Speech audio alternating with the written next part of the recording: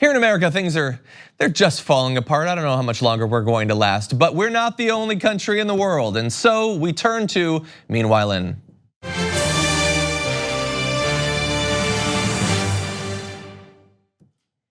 Meanwhile, in Hong Kong, massive protests continue. And when I say massive, I mean really, really, really massive. This tweet shows a picture. Take a look at this, that crowd. More than 25% of their population of 7.4 million people protested this weekend. By proportion, these are the largest protests in modern history. Absolutely stunning. And so, yes, by proportion, massive historically, obviously, but just in terms of getting millions of people together, not once, but multiple nights, going through multiple weeks, is an absolutely amazing effort that we have seen very, very rarely, even in populations that are much larger, like the effort against the Iraq war. There was the international climate protests. Like, to have that happen in one small area is truly amazing. And so I want to talk just a little bit about the progress there. There's a bill that we're going to give you the details of. The population is very worried about the implications in. There has already been some progress with word that the push for the bill to be put out is currently suspended. The protesters are not satisfied with that and they want the bill to be shelved permanently. But let's talk about it. The suspended bill would have allowed Hong Kong officials to extradite wanted criminal suspects to stand trial in mainland China. The reason that's so controversial is that Hong Kong is meant to have a criminal justice system that's independent from China. Critics of the law fear that the extradition law would be abused by Chinese authorities to suppress political dissent and would dramatically curb Hong Kong's autonomy from the mainland. And so the reason that's important, I might get the date wrong, but there's effectively supposed to be a different system in Hong Kong until I think 2047, where they have much more autonomy in exactly these sorts of areas. And while the actual letter of the law seems limited, specifically, the worry is that it could be widened and political dissidents and things like that could start to fall under its sway. Let's talk a little bit more about the protest that's getting the progress that it already has. Estimates of turnout on, this is last Sunday, range from hundreds of thousands to over 1 million. If the number of protesters did in fact exceed 1 million, that would mean that this Sunday's protest was roughly as large as the first major protest against the bill last Sunday, which is a show not only of the passion behind this effort, but its durability and its stability as well. There's some great, if you take a look at the past couple of days, there's this viral video of the crowd parting in amazing fashion for an EMS vehicle that was moving through the area. And one protester tragically died while hanging a flag, and the memorials, the sort of organic memorials for that individual and the protests as they continue have been really inspiring as well. Meanwhile,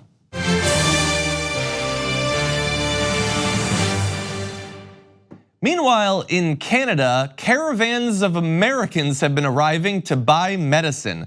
There's a woman, Lija Greenseid, who led a small caravan last month to the town of Fort Frances in Ontario, where she and 5 other Americans paid about $1,200 for drugs. This is insulin.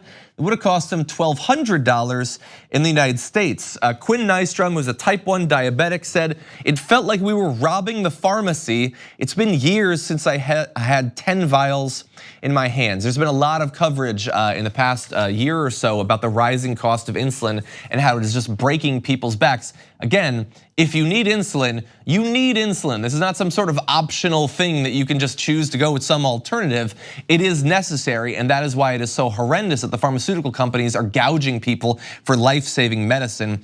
To give you an idea of how the price has been going up, let's take a look at this chart going back to 2012. The average cost of insulin to treat type 1 diabetics for a patient in the US for a year nearly doubled between 2012 and 2016. Paying $3,000 for insulin back in 2012 was not a cool situation to be in. Having to pay almost $6 grand a couple of years ago, even worse. And we know that the situation has been worse since then. We don't have the specific information there, but the per vial cost of insulin has been going up. It's why that first caravan happened, and by the way, they're planning to do future caravans. If this situation continues, you can expect that more and more people will be doing this. Traveling to Canada for medicine that has no reason to be so much cheaper there than it is in the US, other than the greed of the pharmaceutical companies and the willingness of politicians to continue a broken system. Meanwhile, in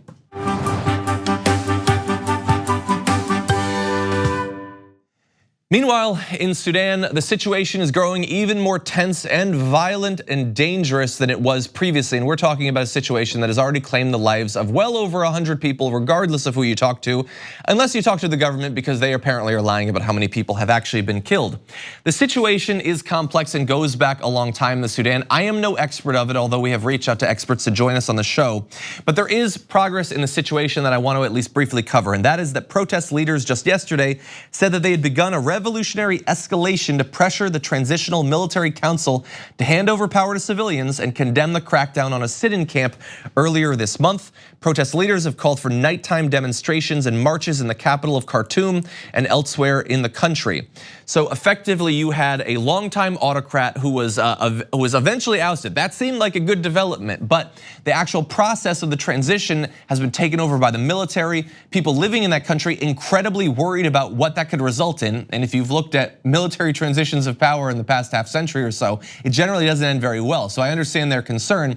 That has led to massive protests that have unfortunately led to the deaths of many people involved in those protests.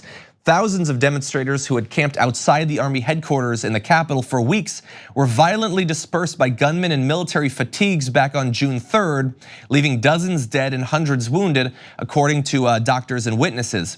And so far, to give you an idea of how horrendous this crackdown on peaceful protesters has been, at least 128 people have been killed since the June 3rd crackdown, the majority on that day, but again, many people since then.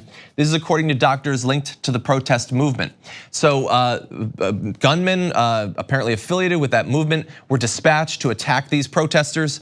By the way, afterward, scores of bodies were found dumped in the Nile following the crackdown. So not only were these people gunned down, but an effort was made to hide the evidence by dumping in incredibly callous fashion the bodies of literally dozens and dozens of people into a river that had to then be found. So we're gonna continue to watch the situation. We're gonna try to bring in some people who are experts on Sudanese politics and reporting in the very near future, but a very dangerous situation that could become violent once again in the near future. For more political news, breakdowns, interviews, stories of activism, and me trying my hardest to care about the occasional big celebrity news story, subscribe to our YouTube channel at youtube.com/thedamagereport. And you can ring the bell wherever it is so you don't miss anything.